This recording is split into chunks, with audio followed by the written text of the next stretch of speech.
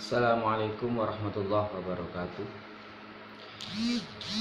Bismillahirrahmanirrahim.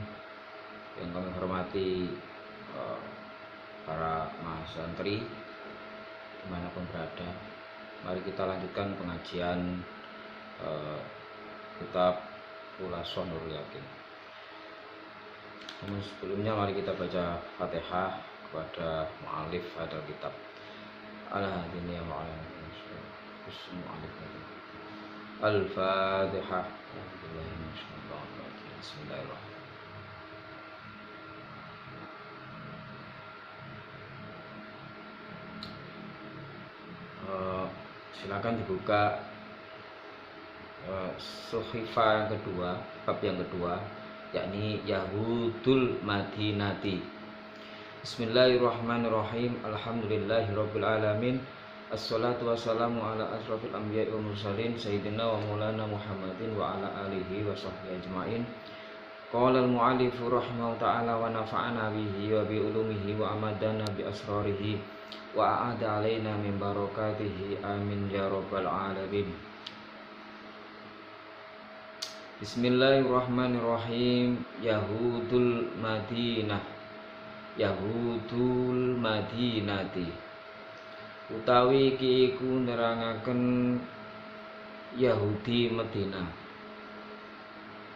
Adawatuhum yaiku oleh musuhi sapa Yahudi lil muslimina kedue pira-pira wong Islam. Baruhum oleh ngabarake sapa wong Yahudi ane rasuli saking Rasulullah qabla bi'tsatihi ing dalem sadurunge kautuse Rasulullah. Munafiquna pira-pira wong munafik al-Madinati ing kota Madinah.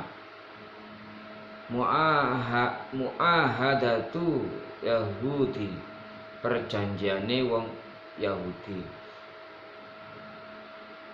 Kita masuk bab masalah orang-orang Yahudi di Madinah. Lama ro'at Yahudul Madinati, tatkalane weruh sapa Yahudi Madinah intisyarul islami ing sumembiare utawa nyebarane agama Islam. Intisyarul islami ing menyebarani agama Islam fiha ing dalem Madinah. Adharu mongko padha mertelaake sapa Yahudi al adawata ing musuhi lil muslimina maring pira-pira wong Islam. Wa akhadu lan padha tumandang sapa Yahudi iku ya jetahiduna padha teman-teman sapa Yahudi firatihim ing dalem oleh nolak sapa Yahudi anil islami saking agama Islam.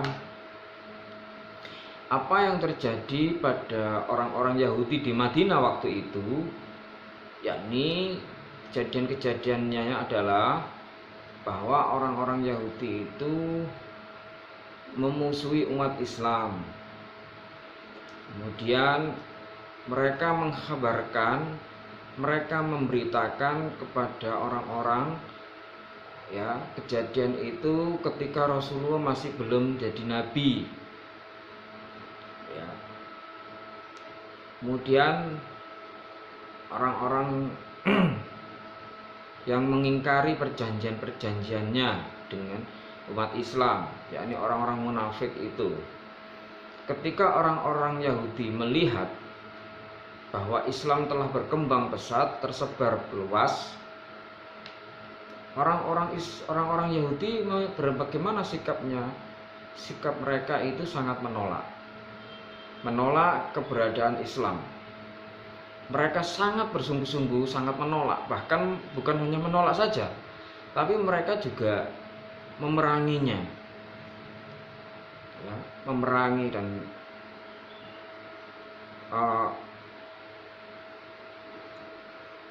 menghalang-halangi Islam untuk tersebar. Wakanu lan ana sapa Yahudi min qablu yuhbiruna Araban saking sadurunge kautuse nabi iku yuhbiruna padha ngabarake sapa Yahudi Arabal Madinati ing arepe kota Madinah binabiin kelawan anane nabi yub'atsu kang diutus sapa nabi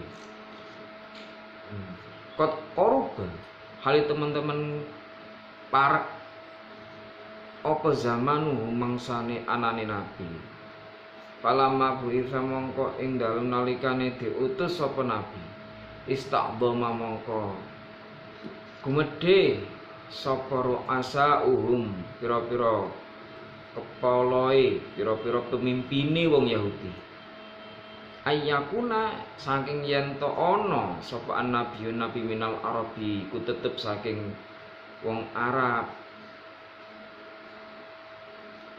Ketika itu Rasulullah masih belum jadi nabi, belum, bahwa sudah ada kabar bahwa ada seorang nabi pada waktu itu, ya, belum ada nabi, belum diutus nabi. Kemudian ketika Rasulullah diutus, maka orang-orang pimpinan Yahudi itu merasa menguasainya.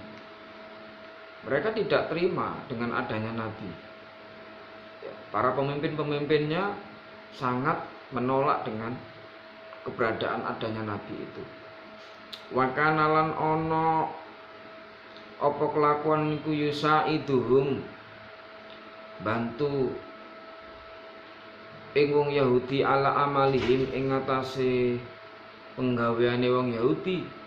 Hada ing iki jamaatun penggaweane musuhi sapa jamaatun golongan munafikuna kang padha munafik kabeh min arabil madinati saking wong Arabe Madinah yar asuhum kang ngepalani ing golongane wong munafik sapa Abdullah bin Ubay.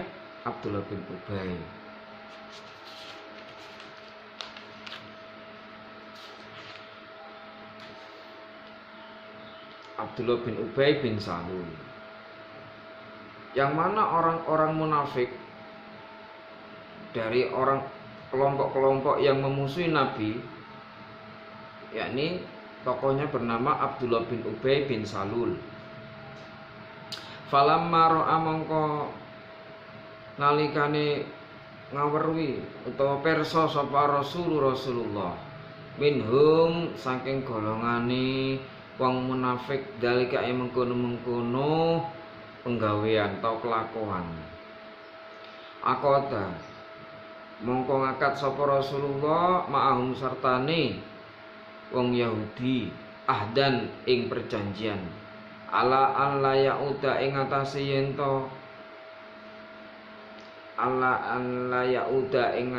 yen to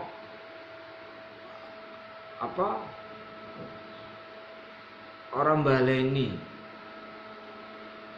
sapa Yahudi wala yuharibahum lan ora merangi sapa nabi hu ing kaum wala yata'arrada lan ora nganggo wala yata'arrada lan ora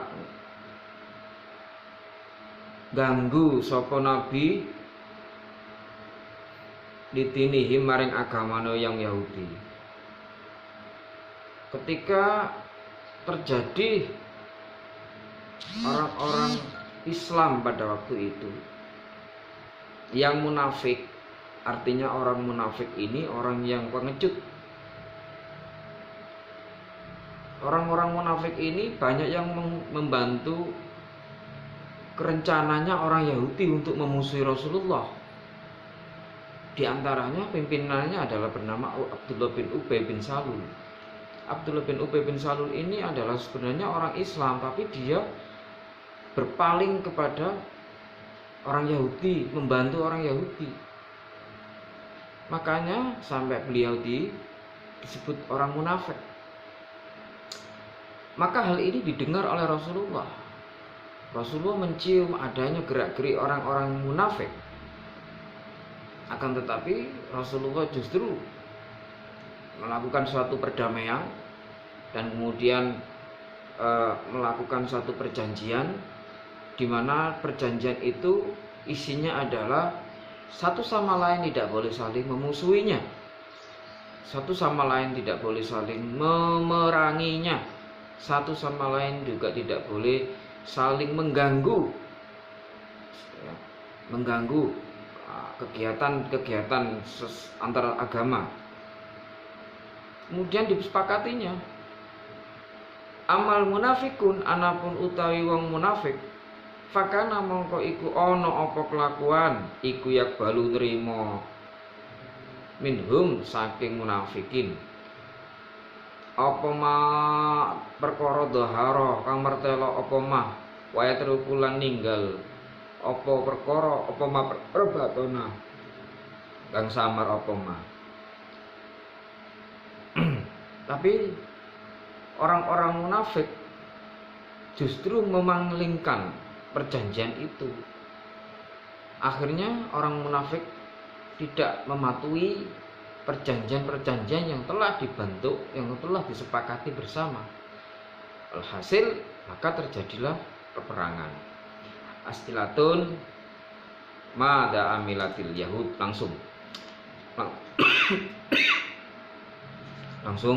masuk bab al-qital. Bismillahirrahmanirrahim. Al-qitalu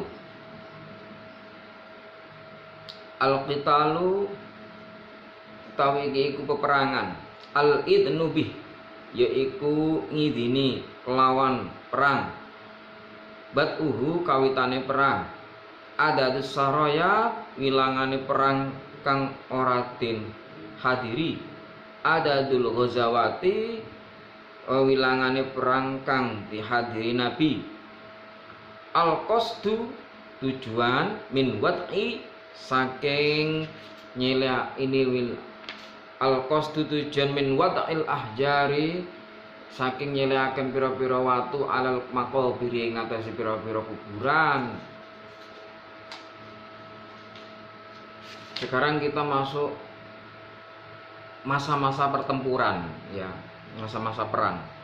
Kemarin ya tadi saya terangkan bahwa terjadinya orang-orang munafik melanggar perjanjiannya, melanggar kesepakatannya antara beliau dengan Nabi, maka disinilah mulai muncul benih-benih peperangan.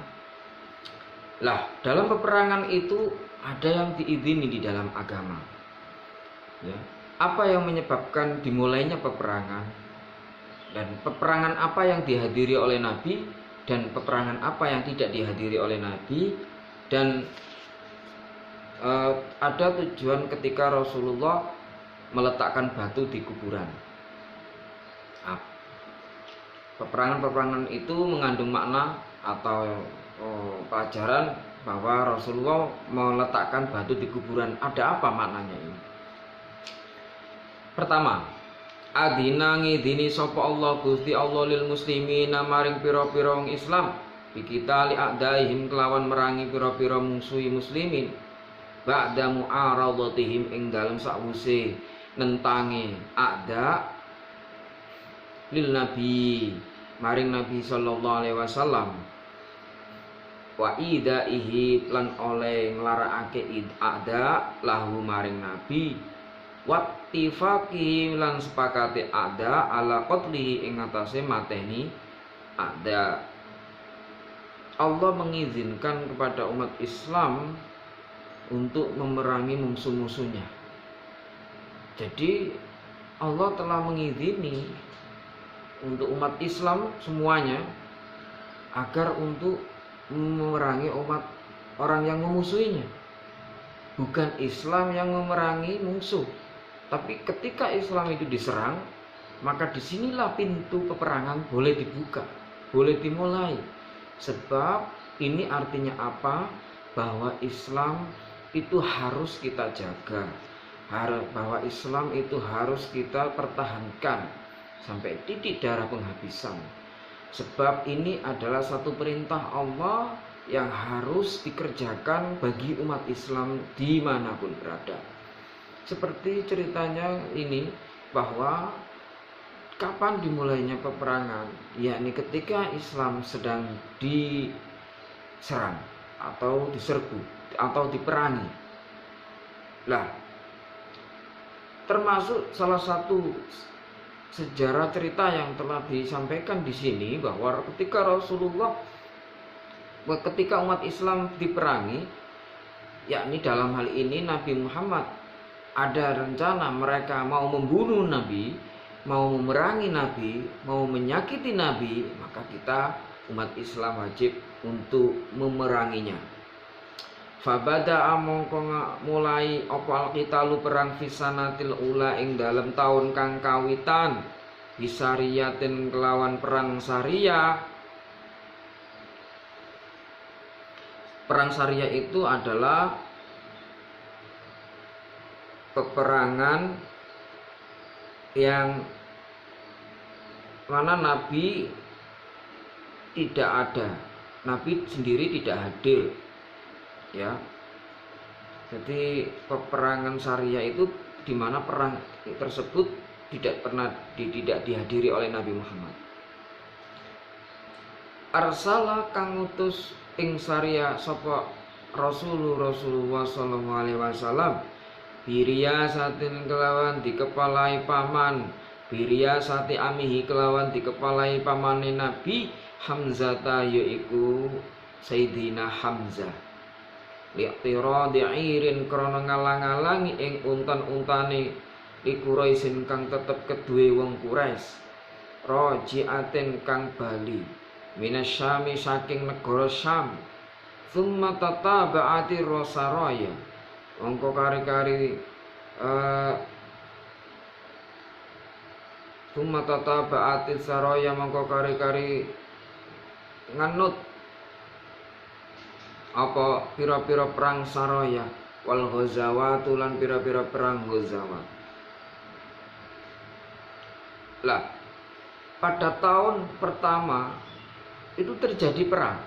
Perang itu disebut perang Syariah, di mana perang Syariah ini itu tidak dihadiri oleh Nabi Muhammad langsung, tapi perang ini Rasulullah SAW itu mengutus pamannya yang bernama Sayyidina Hamzah. Apa yang diutus kepada pamannya? Yakni pamannya diutus untuk menghalau atau menghalang-halangi onta-ontanya orang Quraisy yang akan menyerbu atau memasuki daerah kekuasaan Islam. Itu yang sepulang dari negara Syam. Waqad balagha an hali-hali temen tumeka apa adatu saraya wilangane perang Syariah. Waqad balagha hali teman-teman tumeka apa adatu saraya wilangane perang Syariah Kanjeng Nabi sab'an ing 7 wa arba'ina lan 40 apane syariatan syariahi. Wa adadu ghazawatiha lan wilangane perang ghazawat. Wa adadu ghazawatihi lan perwilangane perang ghazawate Nabi. Sabaan ing 7 wa isrina lan 20 apane ghazwatan perangi. Adapun jumlahnya perang Syariah itu terdiri 47 ya, maaf. 47 prajurit atau jumlahnya 47. Kalau perang Ghazawat itu jumlahnya 27. Di perang Syariah itu yang tidak dihadiri oleh Nabi itu jumlahnya 47, sedangkan Ghazawat perang yang dihadiri oleh Nabi itu 27. Wa tuwfi lan kapundhut fi sanatil ula ing dalem taun kang kawitan sapa Utsman ibnu Mad'un. Utsman ibnu Mad'un. Akhur Rasulillah sallallahu alaihi wasallam yaiku dulure Rasulullah sallallahu alaihi wasallam minar radai hale tetep saking suson. Pada tahun yang pertama ini Rasulullah juga mengalami kesedihan. Apa kesedihannya?